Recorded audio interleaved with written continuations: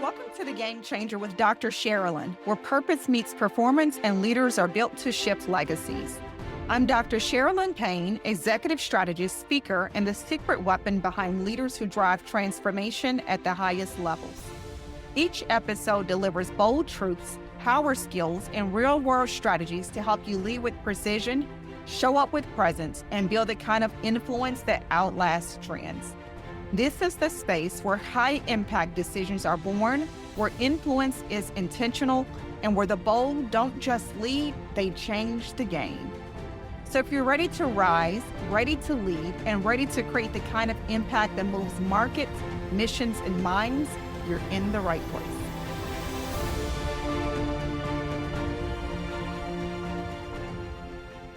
You don't lead like everyone else, so your resources shouldn't look like everyone else's. I created the Game Changer Leadership Collection for high-impact leaders like you, visionaries, change agents, decision makers who lead with intention and influence. This free high-impact resource pulls from my leadership arsenal and delivers immediate, actionable insights you can use right now to elevate your influence, lead with conviction, and drive lasting transformation. It's not just a toolkit. It's your first step toward leading at the level you were born for. Let me show you what's inside. The Leadership Edge Sampler. It's a preview of my 10 daily power skills to sharpen your influence and impact. The Influence Language Mini Guide. Essential phrases to increase your authority and build trust in every room you walk into. The Leadership Blind Spot Snapshot. Because the greatest risk are the ones we don't see. The power of one visual aid, a reminder that even one decision, one tone, or one conversation can shift a team or stall a movement. The executive briefing checklist, a go-to tool for high-stakes communication that drives clarity and alignment. The 5-minute accountability brief, a no-fluff framework to build a culture of ownership fast. And we have the Game Changer Ascension Model Overview, my proprietary leadership growth map to help you scale your influence with intention. These are the very same tools I use with executives, culture shapers, and elite teams, leaders who know what's at stake and aren't here to play small. Because when you're called to shift systems, influence nations, and build legacies, you can't afford to lead on autopilot. This is where your next level begins. Download the Game Changer Leadership Collection today. It's free, it's strategic, and it's built for leaders who are born to shift the game. I'm Dr. Sharalyn Payne, and this is your Leadership Edge. Welcome back, Game Changers. I am delighted to have Yogi Mueller with us today. He's a leadership coach, speaker, author of The Great Slapping. I love that. A raw and honest book about the power of real mentorship. With over 2 decades of experience designing leadership and talent development programs for major brands like Disney, Yogi brings a direct, real-world approach to growth, feedback, and what it truly takes to unlock someone's potential. He is the founder of Craft Leadership and the creator of G.R.I.T Index Assessment, a tool that helps leaders get honest about how they show up and how they grow. His message is simple. If you want to lead well, you have to be willing to take a few hits and maybe deliver a few too. Yogi has been mentored, challenged, and occasionally slapped into better leadership. And today he is here to talk to us about what mentorship, why mentorship matters more than ever. I'm going to start over. I don't like that mess up. Today's guest is Yogi Mueller, leadership coach, speaker, and author of The Great Slapping, a raw and honest book about the power of real mentorship. With over 2 decades of experience designing leadership and talent development programs for major brands like Disney, Yogi brings a direct, real-world approach to growth, feedback, and what it truly takes to unlock someone's potential. He is the founder of Craft Leadership and the creator of the G.R.I.T Index Assessment, a tool that helps leaders get honest about how they show up and how they grow. His message is simple. If you want to lead well, you have to be willing to take a few hits and maybe deliver a few too.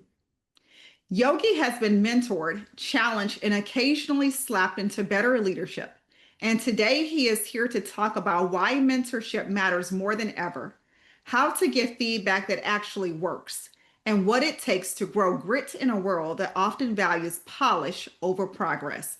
Please welcome Yogi Mueller. Hey, Yogi. Hey, that How are was well you? done. I'm just flattered by that. Thank you very Boy, much. you're so welcome. You know what? You did a great job of drafting that for me. I appreciate that. You see, you got us onto our first lesson in leadership.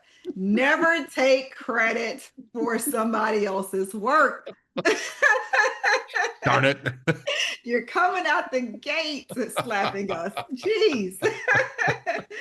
Great leaders are people of character and integrity. Already, you're setting us up for a great, great afternoon. I am truly delighted to talk to you about leadership and what exactly is the great slapping and how do we go around slapping people into great leadership. I can't wait because I got a few people I need to go tap on the shoulders and say, come here, let me holler at you for a second. So let's talk. How have you been? I've been great. I've been in my line of work. I can work with organizations. I can work with individuals and practice what I love. I think in our previous pre-talk conversation, I mentioned my why is happiness is planting a seed of a tree whose shade you will never enjoy.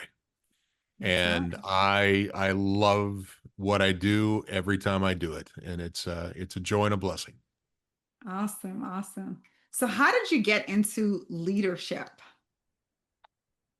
A great question. It's something that I've grown into. Um, I if I look back at my formative days in school, and there were opportunities for me to raise my hand, but it wasn't something that I sought out necessarily.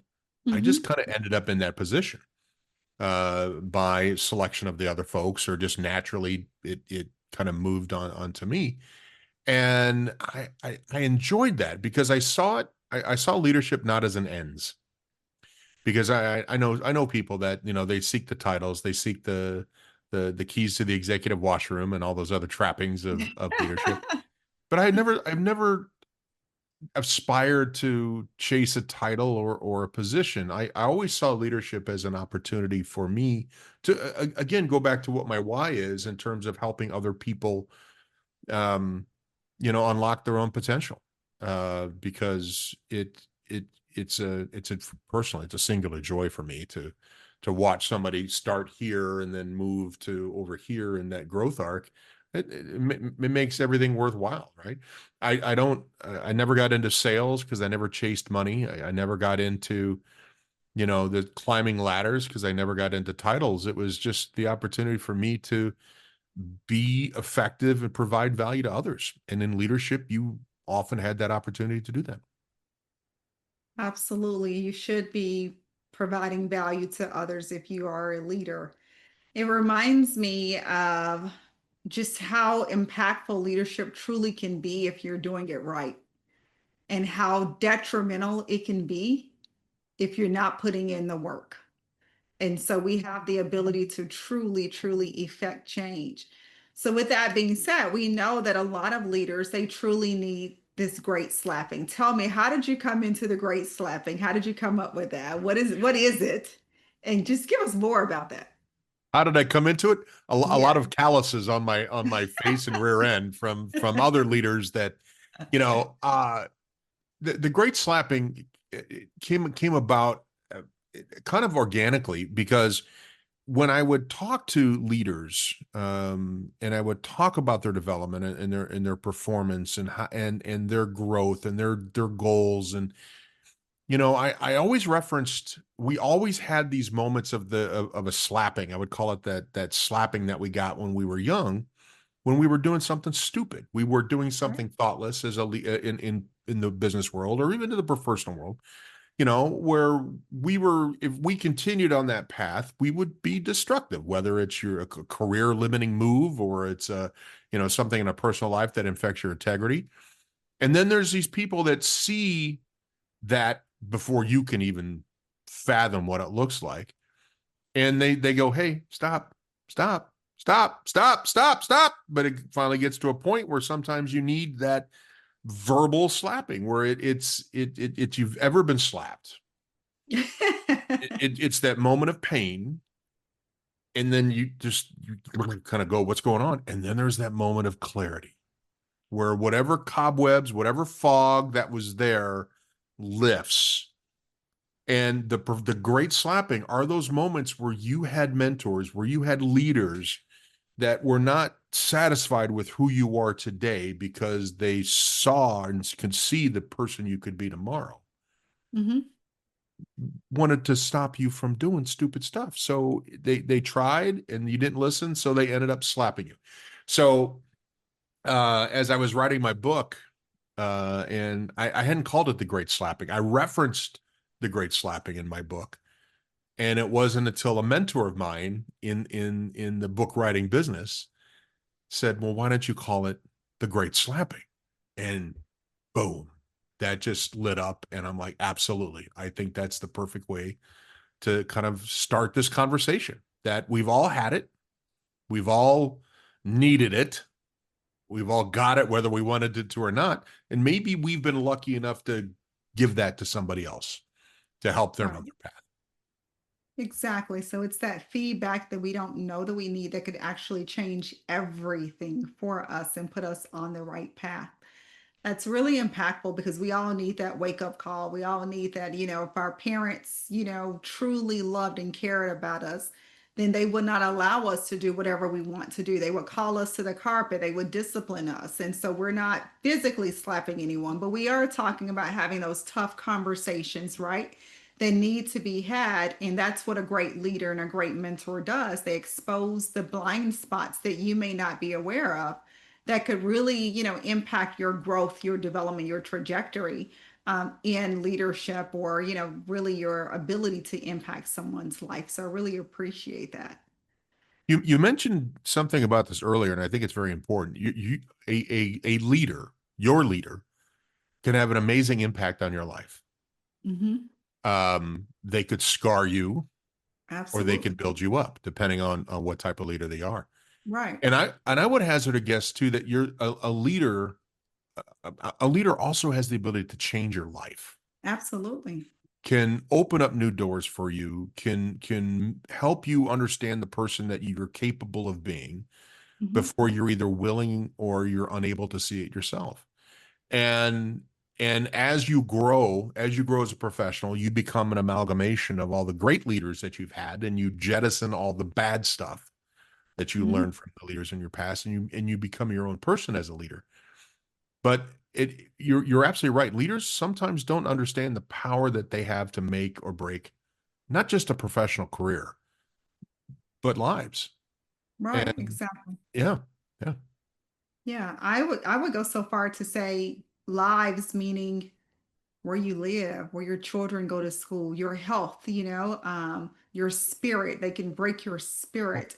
I mean, it can run really, really deep. And we don't, the generations of what happens if you run into a bad leader, when you're talking about generations can be impacted. They're on this one right path, right?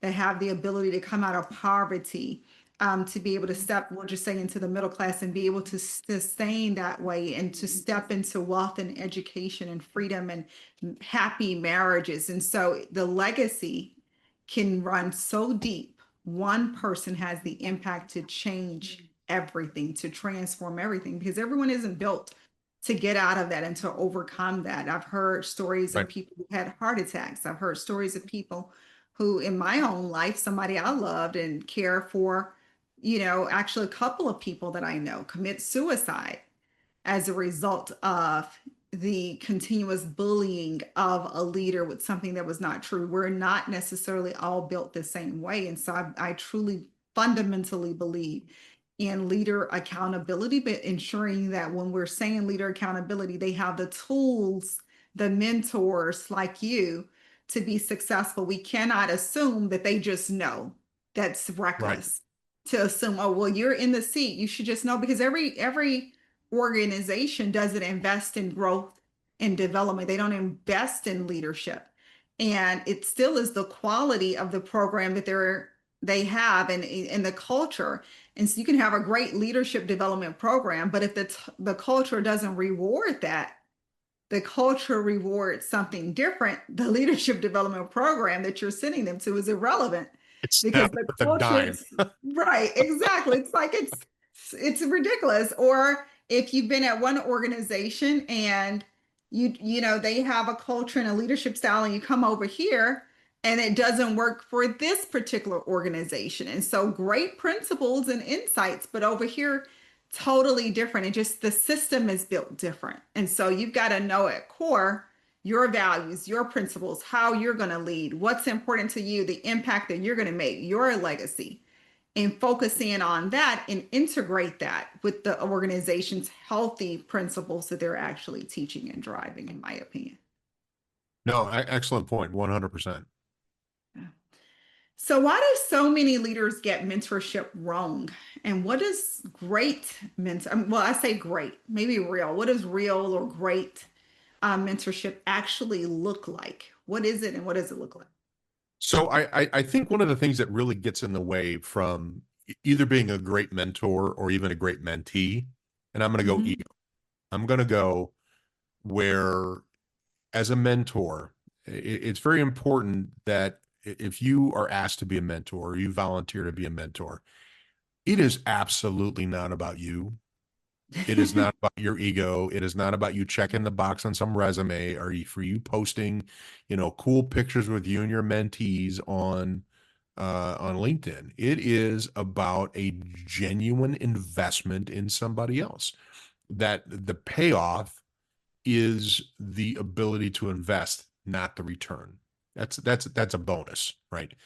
But for the mentees as well, ego gets in the way. If you are somebody that is challenged, and this is one of the reasons why I came up with the grit index assessment, if you're challenged with receiving feedback, that's one thing. But you could also be challenged with doing something once you get the feedback, and what are you going to do about it? Right. And when we have people in generations that see feedback as potential attacks and any opportunity to provide critical feedback as being disrespectful, and we just need to respect the challenges or the things that they're doing, even though they might be destructive. I think Mhm. that's wrong.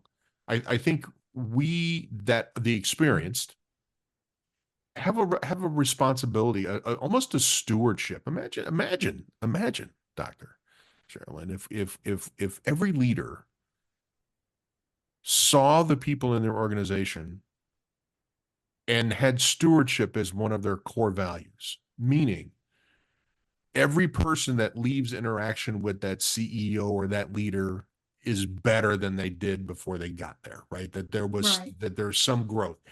And if we had that as our core tenant going out there and interacting with people and leave and have everybody leave an interaction with you better than they showed up, what a wonderful world it would be, as somebody once said, Right. right? Exactly. And I don't think we have that. I don't think that's Of course shared by not. everybody. Right. But what if it was?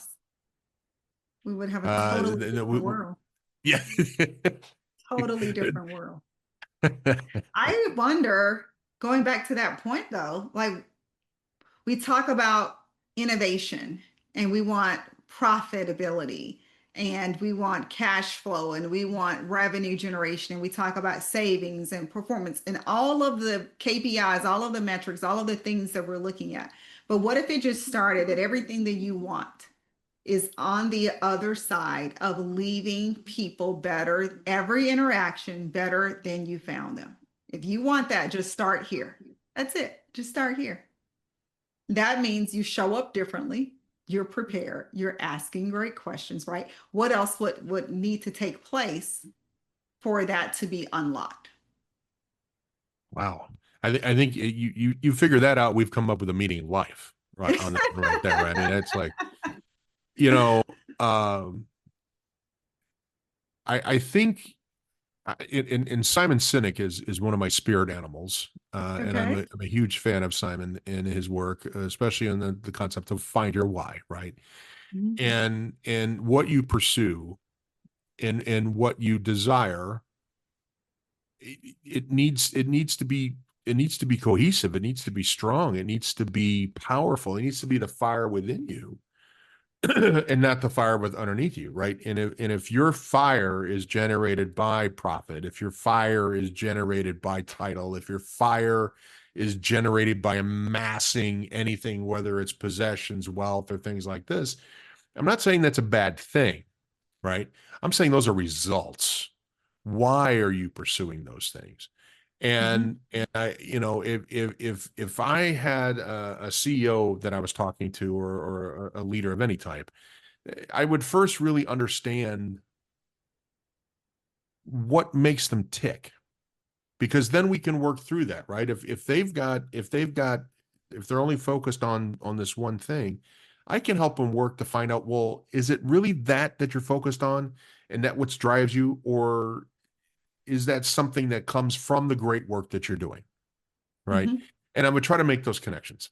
I haven't always been successful because sometimes it's very tough. Those are some pretty hardwired drivers that people have, right? And to your point, a lot of that comes preconditioned from the environment that they've been around and who's raised them and who's been their leader in the past, and what things that they surrounded. So it's a challenge sometimes to do that, but I think you're right. My goal is to really help people see people, and Yeah, and and what they can do to help you reach those goals or those results that you're looking for. that's good. You talk a lot about feedback and ego. Why are so many smart leaders still absolutely terrible at receiving feedback? Pride, ego, hubris, you name it. And but it's okay, because if I'm a CEO of a company, well, a Hmm. little one, but if I was a CEO of a big company, you know, it took sacrifice to get there. It took Right. years. It took time. It took sacrifice. It took money to get there. It took education. It took, you name it. And so you Right. you achieve this goal, and there's some pride around that. And I 100% agree with you on that. But sometimes those individuals that reach those potential positions feel that they're apex, and that they've reached it. There's nothing else that they can learn. And that's the key. Socrates, way back in ancient Greece, said the wise man is the one who knows he knows nothing. Right. And imagine imagine that level of openness. And sometimes that's not going to happen, because if that title is your goal and not continuing development, you've reached your goal. What else is there to Right. learn? Mhm. It's kind of limiting. I agree. I think sometimes also they have been put up that no one challenges them, that people are afraid because Yeah. of the positions to challenge them. And they're so used to feeling like they have to be right, that if I'm wrong, or if you can see my blind spots, you can share areas of opportunity, that means I'm failing. And so they internalize it instead of it's just information. Right, wrong, or indifferent, here's some feedback. And we love to say feedback is a gift and it's a present. I really don't care for that saying at all. But and I have my reasons why. But if we're open and saying, is there an element of truth to the feedback that I'm hearing? Yes. All of us could just say that. Is there an element of truth to this? Or just getting curious. Why are you saying that? Why do you think that? How did you get this? And I found that some of the best feedback I've received was invalid, but I was able to identify that it was invalid because I kept asking questions about it to the person. Tell me why you say that. What do you mean by that?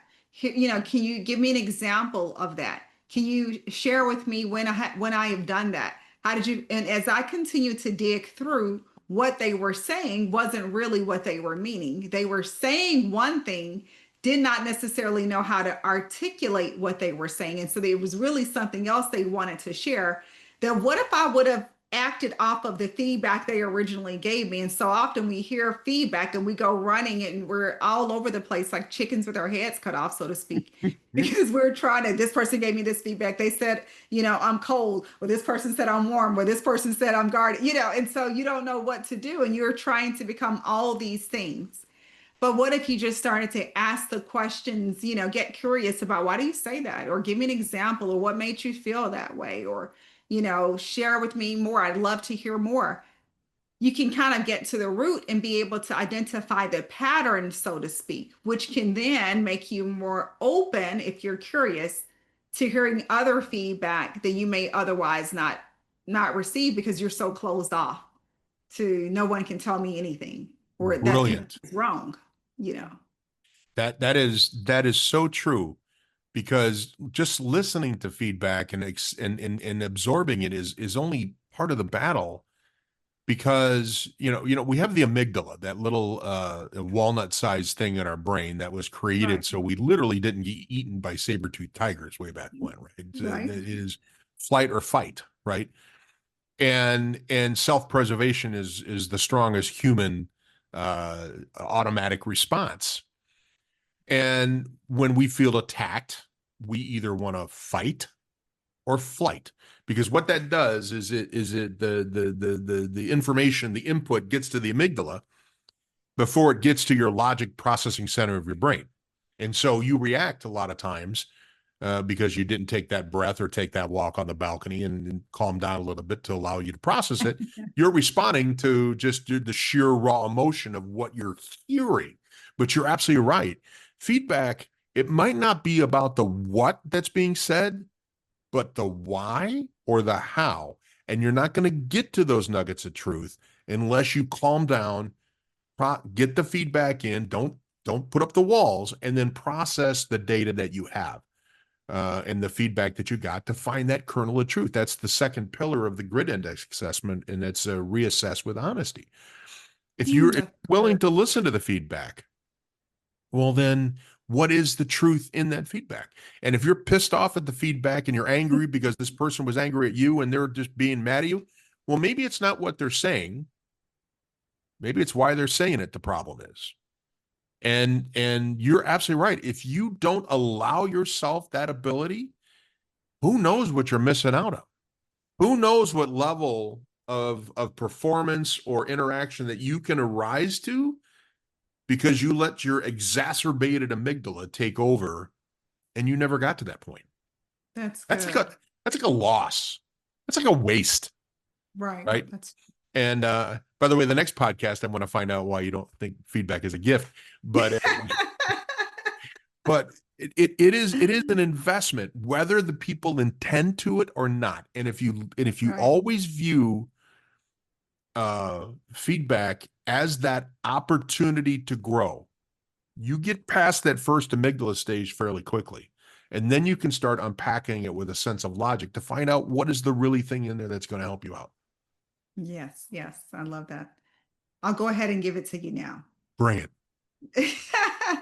Because I think that feedback, I say that the same feedback is a gift because I really believe it has to be so many different elements that go into giving feedback to make it effective for you as well as the person. Some of us are not equipped to give feedback. Some of Oh, us yeah. are You're right. not in the right place to actually receive feedback. And if given wrong, given at the wrong time or the place, it can do more damage than it does good for for you, the individual, the relationship. So we have to really be skilled, I think, to be most effective in giving and receiving feedback in a way that the person can hear it, but then also thinking about your relationships right at home. Your person, if you go in and I say, I'm a person who I'm an introvert. And so when I first get home from work, I don't want to hear a lot of talking. I don't want to hear any problems. I just want to hear silence and nothing but silence. No TV. Don't say anything but hello. I prefer you just to put your hand up and say hello and go on about your business and pretend like you don't even see me. And so if you're giving me feedback at the wrong time, it is not the time. I don't even hear what you're saying. I'm probably going to go irate like a crazy woman because no matter how good it is, because I'm just exhausted and tired. But I also think this for my own personal experience. I'll give you this. Years ago, I was working at an organization, and I think I'm a pretty decent speaker. I wouldn't say that I'm the best speaker, but definitely not the worst communicator either. Now, the thing that I had always gotten great feedback on was my ability to communicate and coach leaders, Yep. always, consistently. And so I go to this organization and I encounter what like to call, the bully of the organization.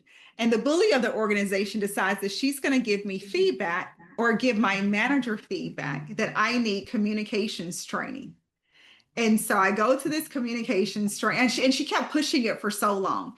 And, Sharalyn just really needs to communicate. She has poor communication skills. She does not know how to communicate. And she would just be so aggressive, even when she would speak to me. And it was like you're just ready to go fist to cuffs every single time you're talking to this lady because she's so aggressive in her communication and she's all over the place. She can't land the plane and all of the things, but you're telling me that I have an issue with communicating and you can't get anything done because nobody even knows what you're saying. And so, picture that. And so finally, this goes on for years. They finally sent me to communications training.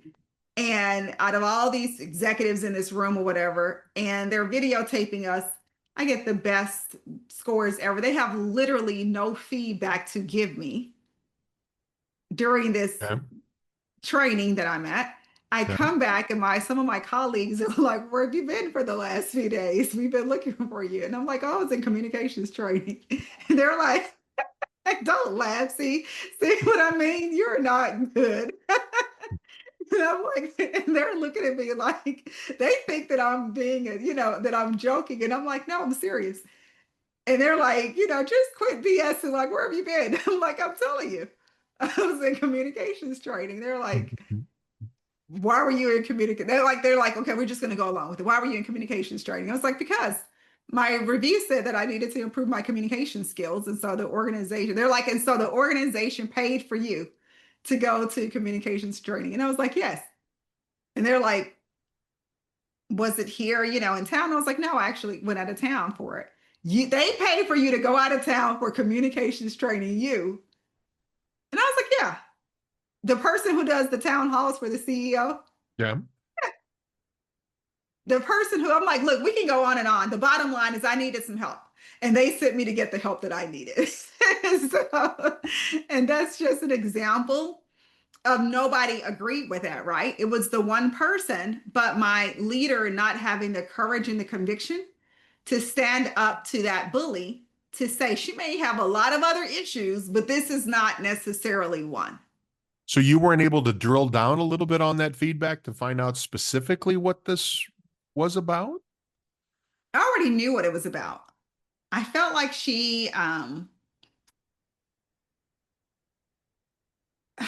I don't want to say that she was jealous or insecure, Okay. but I feel like she was maybe threatened. Okay. So an EQ Maybe. moment. There were some Right, EQ elements exactly. in this Right. relationship. So And I believe, yeah, that with our levels and positions of authority, that she had authority, or I'm going to even say authority, she had a title. positional authority. Yeah. Right, Yeah. positional authority. And with that, in her mind, she had created this no one can challenge me or say anything to me because of this position that I hold. Yeah. And my role was that not necessarily expose, it's my role to share certain information with every leader from the CEO on down to the supervisor if needed in the organization for us to become more effective and impactful. It's the role. It's not necessarily you as a person and you're taking this personal, but I didn't create your team results. I didn't create your 360. I didn't create it's the same questions for everybody. The bottom line is that you are in need of leadership development, coaching, and training. Now, this is not what I'm revealing and saying. These are the results. This is the Okay. benchmark that the organization has put in place. And here are some tools and resources that I am recommending for you. It's up to you to take it or not. So it's just the bullying, right? When you have certain people who don't want to be exposed or confronted with truth and they feel intimidated, or someone can see them. The emperor has no clothes on. And so, yes, we can see that you're walking around here with no clothes on. However, I'm going to give you some clothes, lady. Here's some clothes for you. But I think it was a number of other things that were going on that kind of made her feel intimidated. And I think part of that is just the nature of the role of what I was doing. That leaders could just feel insecure. Okay. Some of them could lean into that and they wanted some help. Others felt like, hey, I'm a VP. You can't tell me anything. I don't know why then you would have a person in this role in the organization if you feel like, you can't, just opt out then and just tell the CEO, hey, I'm not going to participate in the survey. I'm not going to participate in, whatever this is that the rest of the organization is doing because I don't need it, instead of getting upset. Can we role play for a little bit Sure. with that story? So if you were my mentee Mm-hmm. and you came to me with that story, you came to me Mm-hmm. with that experience, Mm-hmm. the first question I would ask you is, okay, so you unpacked a lot on that, and 95% of what I heard Mm-hmm. was the challenge with the other person. Right.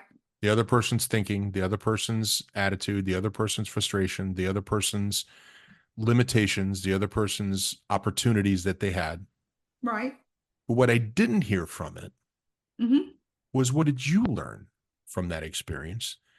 And Hmm. what changes did you make in your approach? This is obviously somebody at that time that had impact on your development. It had impact on your success and had impact on your enjoyment of the workforce. Right. So, what did you learn about your interactions with this person? And when you turn the mirror on yourself, what are things that you noticed that without intent may trigger some of those things that you already know are very sensitive in this person? What did I learn? If I were being honest, if I was being completely honest, Hope I would so. say that what I If you learned, couldn't, we wouldn't have be a good mentor mentee relationship.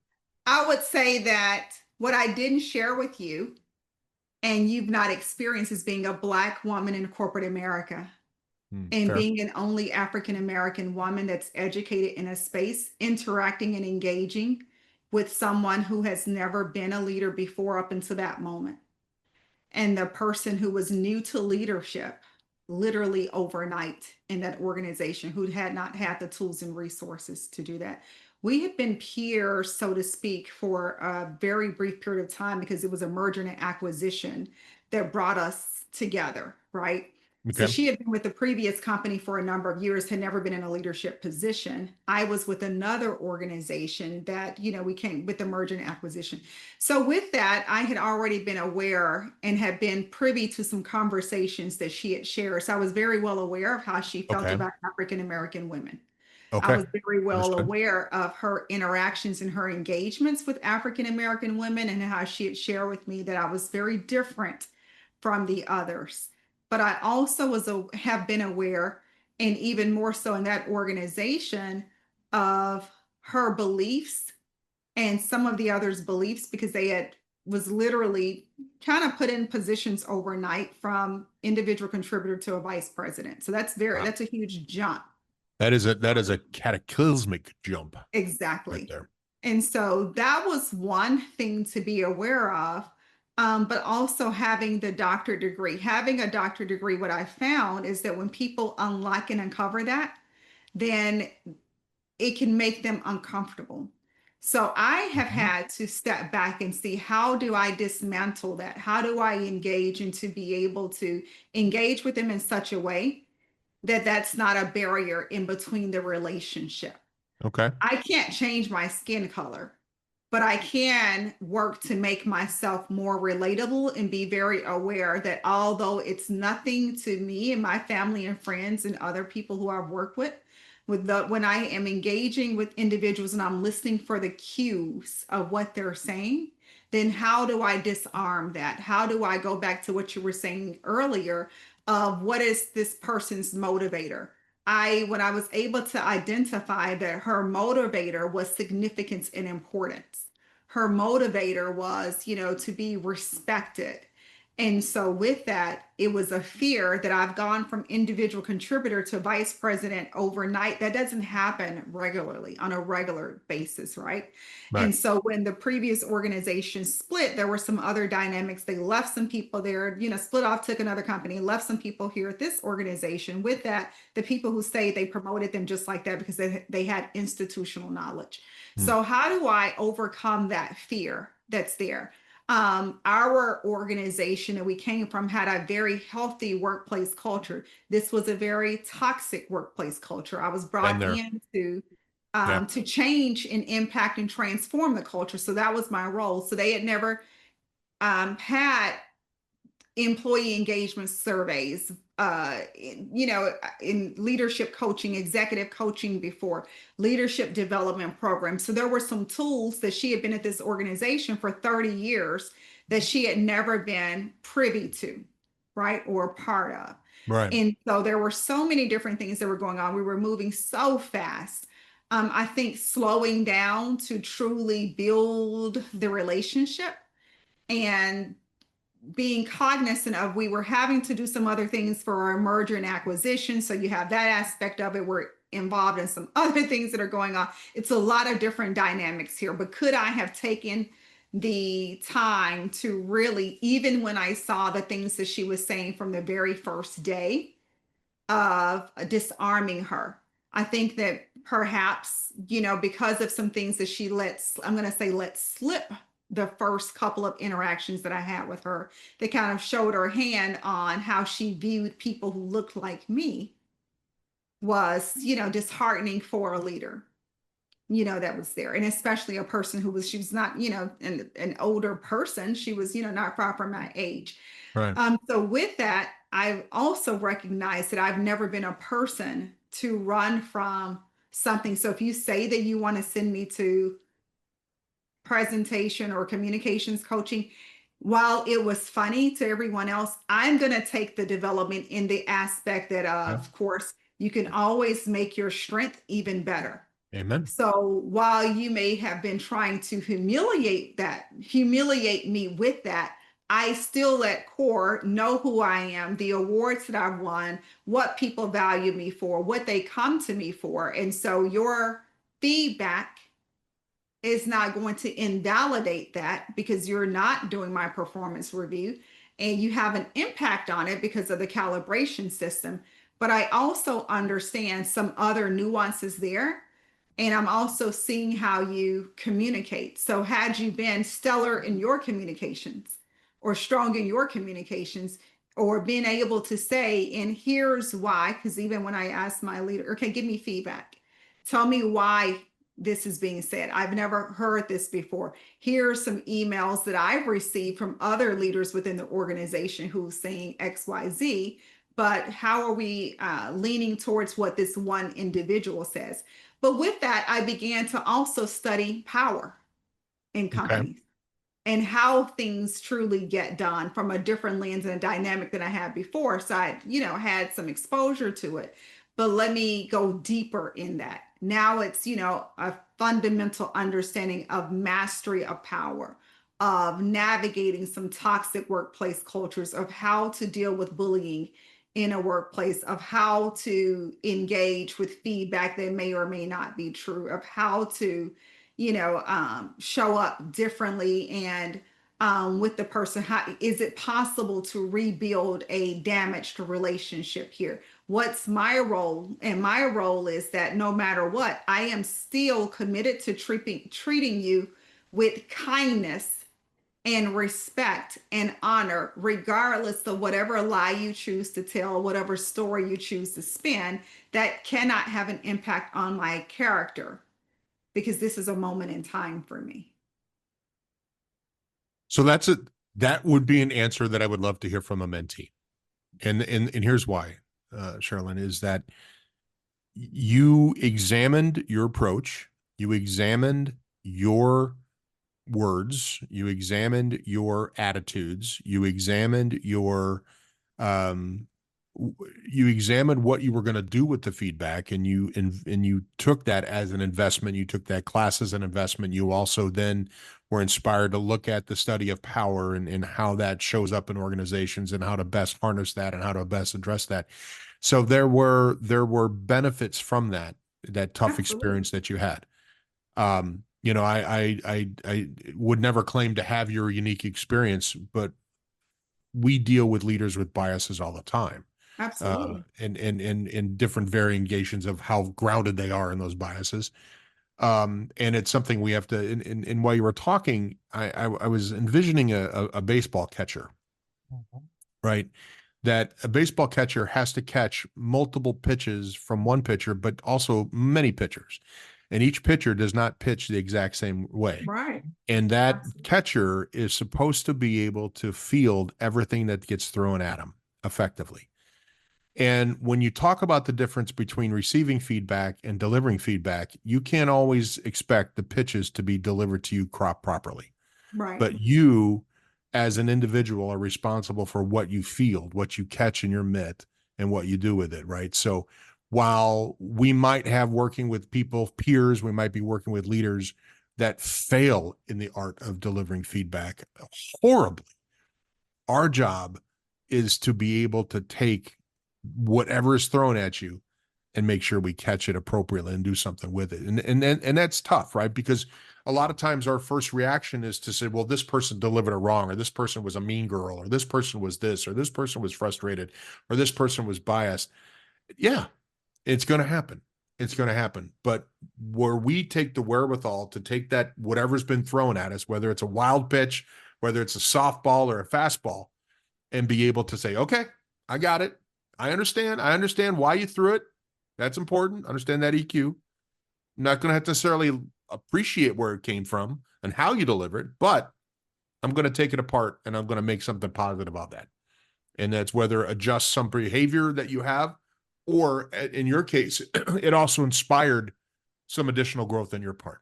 So that's a simple exercise that I try to take all of my mentees through. Okay, so okay, what did you do about it? What did you how did you grow from this?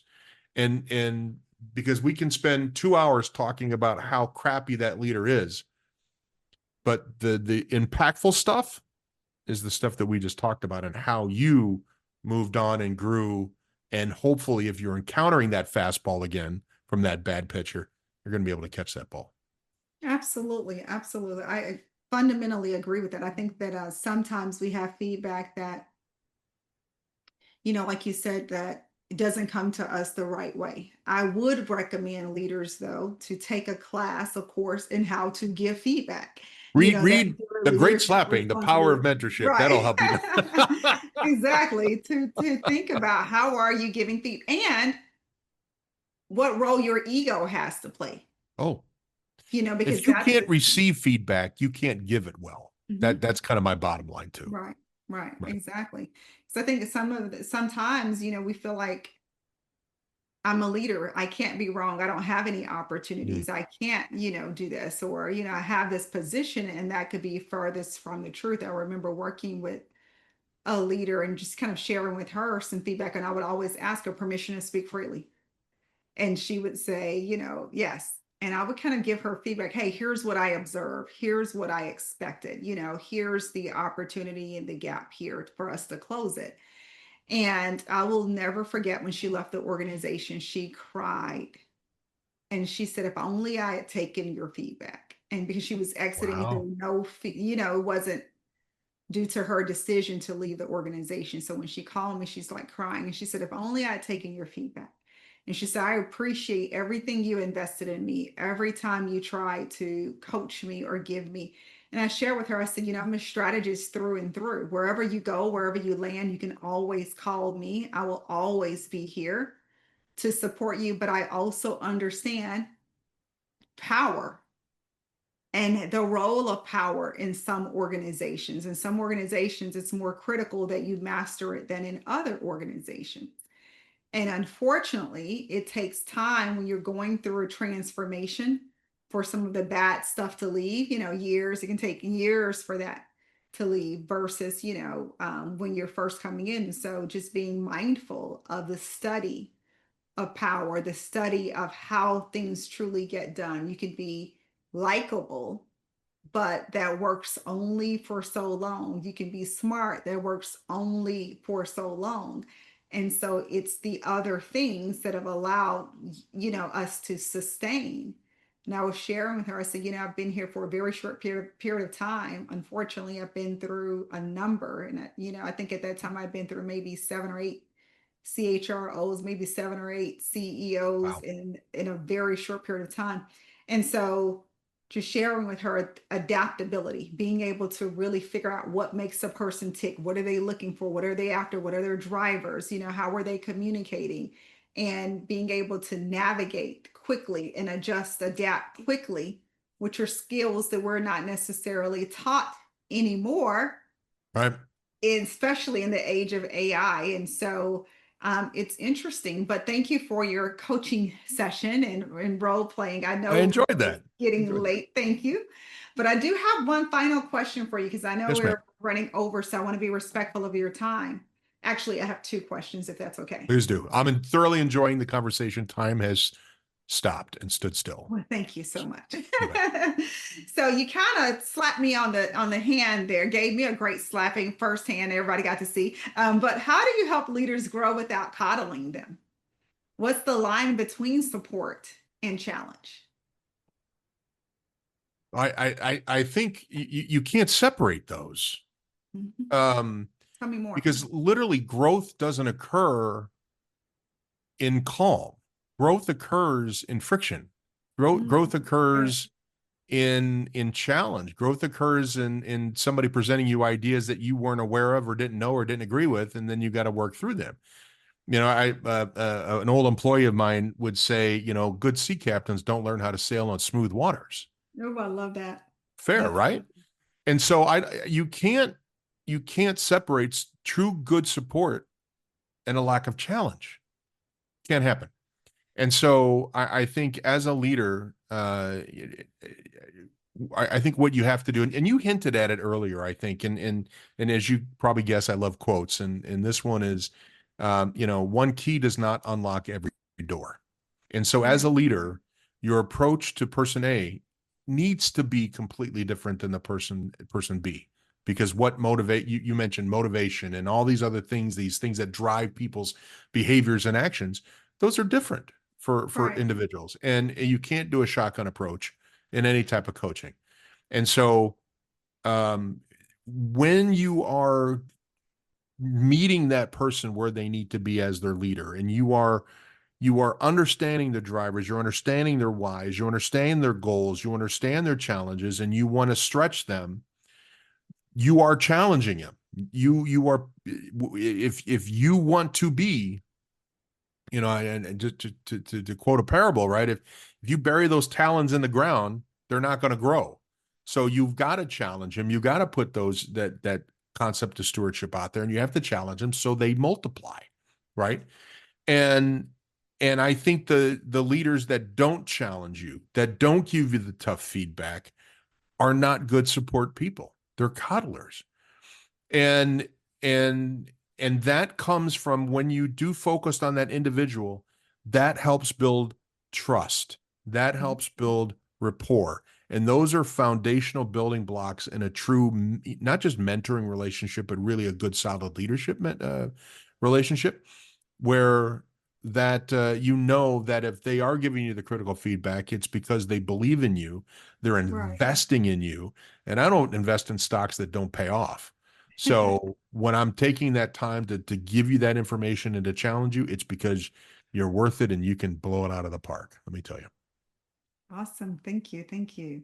Before we wrap, Yes. what's one slap you want every listener to walk away with? Learn to embrace the grit. Okay. Get over yourself, get over your ego, reassess all feedback with honesty. And once you pull that nugget of truth in, invest in growing, invest in developing it, and all along the way, treasure the entire experience. Oh, I How's love that? that. I love that. Thank you. Thank you. Thank you. My That's absolute pleasure. Thank you. Thank you. So, how do we find you? For those who want more, you left us with the cliffhanger like JR. So you break out this grid assessment at the end. This dynamic. Now I see you got to come back now for the grit assessment to go deeper into that. See how you do? But tell us, for those who want more, they want to know about the grit assessment today. They just can't wait. Absolutely. You can go to craftleadership.net and you can find a link to take the free grit index assessment and you get a free report back on it. You can also find links there to buy the Great Slapping, the Power Mentorship.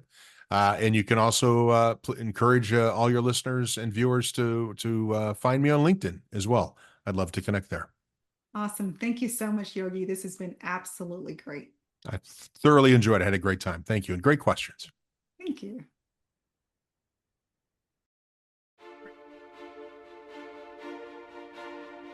Thank you for joining me on The Game Changer with Dr. Sharalyn, where we don't follow trends, we set them, and we don't just lead teams, we shift legacies. If today's message challenged, stretched, or inspired you, don't keep it to yourself. Share it, tag it, lead through it. Because real leaders don't just consume wisdom, they multiply it. Want to go deeper? Subscribe to the Ultra Influential newsletter for exclusive tools, behind-the-scenes strategy, and weekly mindset shifts for the leader ready to move nations, markets, and minds. Visit www.smpistrategies.com or send a note to leadership@smpistrategies.com. And if you're ready for next level coaching or consulting that positions you as the right leader at the right time in the right place, let's talk. This is what we do, and we do it with precision, power, and purpose. Remember, change isn't just something you lead, it's something you become. Stay bold, stay brilliant, stay a game changer.